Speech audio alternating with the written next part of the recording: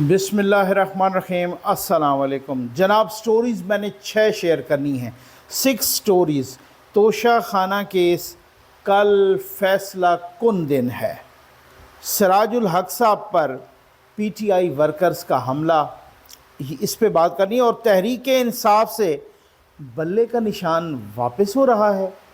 तहरीक इंसाफ क्या इलेक्शन से आउट होने जा रही है।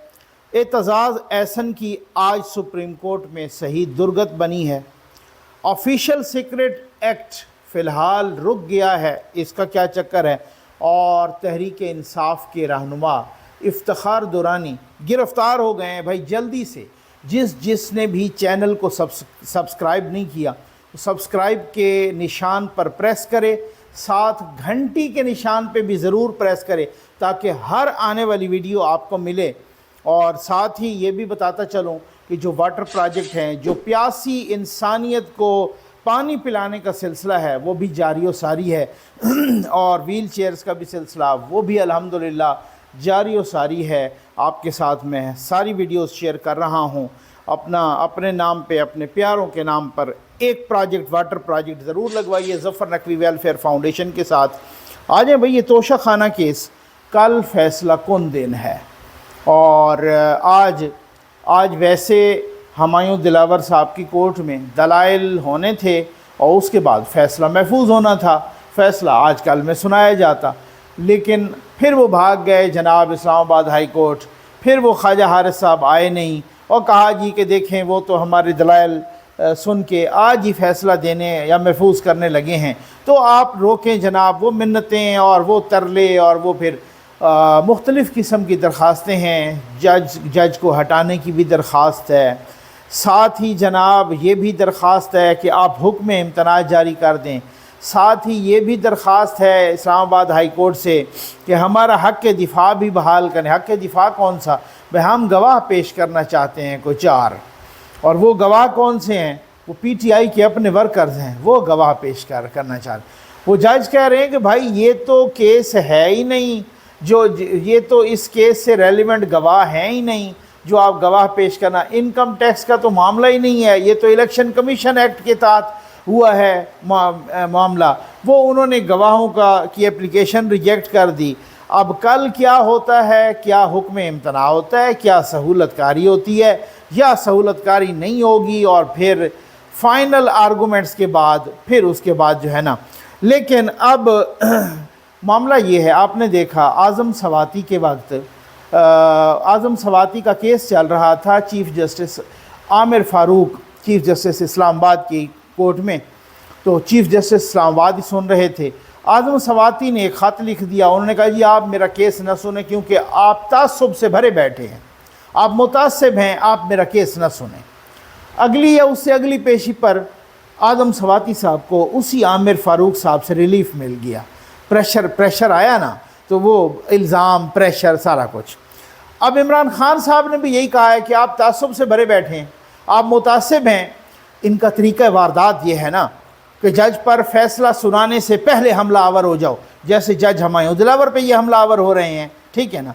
तो अब FIA ने उनको क्लियर करार दिया है कि ये पोस्टें इसकी थी ही नहीं, ये जज साहब की पोस्टें नहीं थी। ये यूथिए जैसे करते हैं ना फ्रॉड, उसी तरह का फ्रॉड है कि जी ये इस तरह का कोई इन्होंने फ़ोटोशॉप करके वो कर दिया है। खैर, लेकिन ये हमलावर हुए हैं, रोज़ ही उनको वो तंग कर रहे थे।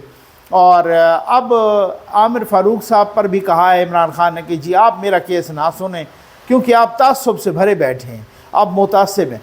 यानी आप अंदाज़ा कीजिए, ये इमरान खान हैं जिनको ये सहूलत है। नवाज़ शरीफ को नाअहल किया गया।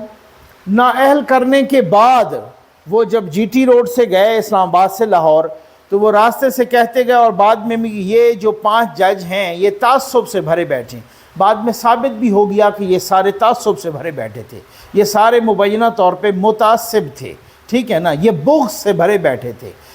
लेकिन फ़ैसले के बाद उन्होंने कहा, ये फ़ैसले से पहले इमरान खान चढ़ाई कर देता है, ये उनका तरीक़ा वारदात है। खैर, मैं अगली स्टोरी पर आने से पहले कामरान खान साहब जो कि यूथिया एंकर थे या हैं अब मुझे नहीं पता, उनका एक ट्वीट, उन्होंने कल एक ट्वीट किया और उन्होंने कहा कि अब सिर्फ चंद रोज़ की बात है پاکستان کی سیاست میں دھماکہ خیز پیش رفت میں عمران خان توشہ خانہ کیس میں سیشن کورٹ سے سزا پائیں گے اور سیاست سے نااہل ہو جائیں گے، عین ممکن ہے گرفتار بھی ہو جائیں۔ توشہ خانہ کیس اب فیصلہ کسی بھی روز آ سکتا ہے۔ سپریم کورٹ میں آج عمران خان کو ایک اور پسپائی ملی۔ بظاہر پی ٹی آئی بانی کی بچت ممکن نہیں۔ یاد رہے خان نے اپنے دفاع میں حلفیہ بیان بھی جمع نہیں کروایا۔ گواہان کی لسٹ جج نے مسترد کر دی۔ سزا ہوئی تو سیاست سے نااہلی لازم ہے۔ ویسے بھی پاکستان کی سیاست میں تا حیات نااہلی یا نااہلی معمول کا عمل ہے۔ اب یہ کامران خان صاحب کا ٹویٹ تھا، آپ کو سمجھ آ گئی ہوگی، اس ٹویٹ سے بہت کچھ سمجھ آ گئی۔ اب دیکھتے ہیں کل کیا ہے، عمران خان کو عدالتی سہولت کاری ملتی ہے یا اسلام آباد ہائی کورٹ بھی تمام اپلیکیشنز ریجیکٹ کر دیتا ہے۔ میں کہتا ہوں اگر باقی ریجیکٹ کر دے اور صرف حق دفاع کا بھی دے تب بھی یہ بہت بڑی سہولت کاری ہے۔ بار ان کو کہیں کہ جی یہ دیکھیں گواہوں کو آپ پیش کریں، ایک گواہ آیا، دوسرا آیا، تیسرا آیا، چوتھا آیا، بعد میں کہیں جی دو اور بھی رہ گئے ہیں، تو یہ ایم ہی کھینچ لیں گے۔ ان کے پاس دفاع تو ویسے ہی کوئی نہیں نا، ان کو بھی پتہ ہے کہ ہم نے چوری تو کی ہے، گھڑیاں بھی بیچی ہیں اور تو اور تسبیحوں تک بھی نہیں چھوڑا توشہ خانے میں، تو پھر ان کو بھی سارا پتہ تو ہے۔ آج ہمیں سراج الحق صاحب پر پی ٹی آئی ورکرز کا حملہ، ایک ویڈیو سوشل میڈیا پر وائرل ہے ایک دو دن سے، کل سے، اور کہہ رہے ہیں کہ جی یہ پی ٹی آئی ورکر کا یہ حملہ ہے، پی ٹی آئی ورکرز کا، اور پی ٹی آئی ورکرز نے یہ حملہ کیا ہے سراج الحق صاحب پر، ٹھیک ہو گیا۔ اور یہ ایک نے نہیں بلکہ یہ بہت ساروں نے اس کو اپنے ایک اس حساب سے کہا ہے کہ جی سراج الحق صاحب پہ حملہ ہے اور یہ پی ٹی آئی کے ورکرز نے یہ حملہ کیا ہے۔ اچھا، بہت سارے صحافیوں نے بھی اس کو ٹویٹ کیا، بہت سارے اور لوگوں نے بھی اس کو ٹویٹ کیا، مطلب بہت سارے جید صحافیوں نے بھی کیا کہ یہ پی ٹی آئی۔ اچھا، یہ نہیں پتہ چل رہا تھا کہ یار یہ کہاں کا حملہ ہے، کب کا حملہ ہے، کس جگہ پر حملہ کیا۔ سراج الحق صاحب کی سانسیں اکھڑی ہوئی ہیں اور جناب وہ بھاگ رہے ہیں وغیرہ وغیرہ، ٹھیک ہو گیا، یہ اس طریقے سے۔ لیکن اب سلیم صافی صاحب بہت ہی وہ ایک ایسے صحافی ہیں جو باخبر صحافی ہیں، انہوں نے کہا کہ بعض لوگ اس ویڈیو کو یہ لکھ کر شیئر کر رہے ہیں کہ پی ٹی آئی کے ورکرز نے سراج الحق صاحب پر حملہ کیا، جو سراسر جھوٹ ہے، ٹھیک ہے۔ اور انہوں نے پھر آگے کہا کہ میری خود سراج الحق صاحب سے بات ہوئی۔ یہ چک درا کی ایک تقریب کی ویڈیو ہے جس کے اختتام پر اپنے کارکنوں اور میڈیا والوں نے انہیں سیلفیوں اور سوالات کے لیے گھیرے میں لے لیا، لیکن وقت کی قلت اور سیکیورٹی وجوہات کی بنیاد پر مقامی رہنما انہیں رش سے نکال کر گاڑی میں بٹھا رہے ہیں۔ جو آواز آ رہی ہے وہ بھی پی ٹی آئی کے کارکن کی نہیں بلکہ مقامی رپورٹر کی ہے۔ یہاں دور دور تک پی ٹی آئی کا کوئی ورکر موقع پر موجود نہیں ہے۔ تو خیر یہ اس طریقے سے یہ ساری چیزیں ہوتی رہتی ہیں۔ کچھ چیزیں آئی میں تو وہ یوتھیا تو ہوں نہیں کہ اپنے صرف ویوز لینے کے لیے یلو جرنلزم کے پیچھے جاؤں اور کہوں کہ جی دیکھو سراج الحق صاحب ان کا 2013 سے 2018 تک بھی ساتھ اتحادی بھی تھے، ابھی وہ ان کی ہمدردی کی اور انہوں نے ان کو جو ہے نا کٹ لگا دیے۔ خیر خان صاحب کو کٹ لگی تھی، آپ کو پتہ ہے پنجاب یونیورسٹی میں، آپ کو پتہ ہے نا، ٹھیک ہے نا۔ ہمیں کسی کو یاد ہو نہ یا نہ یاد ہو، ٹھیک ہو گیا نا، ہمیں یاد ہے وہ ذرا تمہیں یاد ہو کہ نہ یاد ہو، وہ اسلامیہ اپنا پنجاب یونیورسٹی میں اور جماعت اسلامی کے اسٹوڈنٹس نے لگائی تھی پٹائی، وہ بھی بڑا ایک یادگار لمحہ ہے۔ خیر آ جائے کیونکہ یہ کلیئر کرنا بہت لازم تھا، اور صافی صاحب جو خود کہہ رہے ہیں کہ میں نے ان سے خود بات کی ہے تو اس وجہ سے بلیو کر لینا چاہیے۔ کیا تحریک انصاف سے بلے کا نشان واپس ہو رہا ہے؟ بھائی الیکشن کمیشن میں آج ان کو بلایا تھا، غالباً خان صاحب آج تو نہیں گئے، اور کل 4 اگست کو، ٹھیک ہو گیا نا، ان کو بلایا ہے اور ان کو کہا ہے کہ جی آپ نے انٹرا پارٹی الیکشن نہیں کروائے۔ اچھا، نون لیگ کو بھی یہ دھمکی دی تھی کہ آپ کو بھی کانسیکوینسز بھگتنے پڑیں گے، انہوں نے انٹرا پارٹی یعنی پارٹی کے اندر الیکشن نہیں کروائے خان صاحب نے، اور نون لیگ نے کچھ عرصہ پہلے وہ انٹرا پارٹی الیکشن کروا لیے۔ تو الیکشن کمیشن نے کہا کہ اگر آپ نے انٹرا پارٹی الیکشن نہ کروائے تو آپ سے بلے کا نشان واپس لیا جائے گا۔ اب اس میں یہ ہے کہ اگر خان صاحب ابھی تک تو ریلیکٹنٹ ہے، ابھی تک تو وہ نہیں کر رہے، تو اگر بلے کا نشان واپس ہوتا ہے تو پھر اس کا مطلب الیکشن سے آؤٹ، کیونکہ جب بلے کا نشان واپس ہوتا ہے تو کوئی اور نشان بھی نہیں ہو سکتا۔ پھر آلریڈی پرویز خٹک صاحب نے اپنی پارٹی کا نام پی ٹی آئی پارلیمنٹیرین، وہ پی ٹی آئی پی رکھتے ہیں، بہت گاہک قسم کے، بہت گرو سیاستدان ہیں۔ اب دیکھیں نا پرویز خٹک صاحب نے جو اپنے جھنڈے کا رنگ جو ہے وہ پی ٹی آئی کے جھنڈے سے بڑا ملتا جلتا ہے، تو یہ بڑی ملتی جلتی باتیں ہوں گی، بڑی ایسی بات نہیں ہے۔ اب دیکھتے ہیں کہ کیا ہے کہ اب اگر الیکشن، وہ کہتے ہیں کہ آپ نے کوئی 2021 کے مڈ میں الیکشن کروائے تھے انٹرا پارٹی، اس کے بعد نہیں کروائے، ہم نے 2022 کے مڈ کی آپ کو جون یا جولائی کی ڈیڈ لائن بھی دی تھی، پھر بھی آپ نے الیکشن نہیں کروائے۔ انٹرا پارٹی الیکشن سے خان صاحب کیوں ڈر رہے ہیں؟ معاملہ کیا ہے؟ چکر کیا ہے؟ تو انٹرا پارٹی الیکشن وہ نہیں کروا رہے، تو اگر ان سے بلے کا نشان واپس ہو جاتا ہے تو وہ الیکشن سے ویسے آؤٹ ہو جائیں گے۔ آج اس اعتزاز احسن صاحب کی سپریم کورٹ میں بڑی سبکی ہوئی ہے۔ اعتزاز احسن صاحب سپریم کورٹ میں، ان کو کہا جی اوکے جی نہیں، آپ ساری چھٹیاں جو ہے نا آپ کینسل کریں ججز کی، آج ہی فیصلہ سنائیں۔ تو انہوں نے کہا جی آج تو فیصلہ نہیں ہو سکتا، ملک بھی نازک صورتحال سے گزر رہا ہے اور یہ عدالت بھی نازک صورتحال سے گزر رہی ہے، چیف جسٹس صاحب نے کہا ہے، لہذا غیر معینہ مدت تک ملتوی کیا جاتا ہے۔ یہ کیس 2 ہفتے تک تو ویسے ہی کوئی ججز نہیں ہیں، غیر معینہ مدت تک ملتوی ہے۔ اور اعتزاز احسن صاحب نے کہا کہ آج آپ حکم امتناع دے دیں، انہوں نے نہ حکم امتناع دیا اور نہ ہی آج فیصلہ سنایا۔ اعتزاز احسن صاحب کی ٹھیک کر کے ٹھکائی ہوئی ہے آج چیف جسٹس سے۔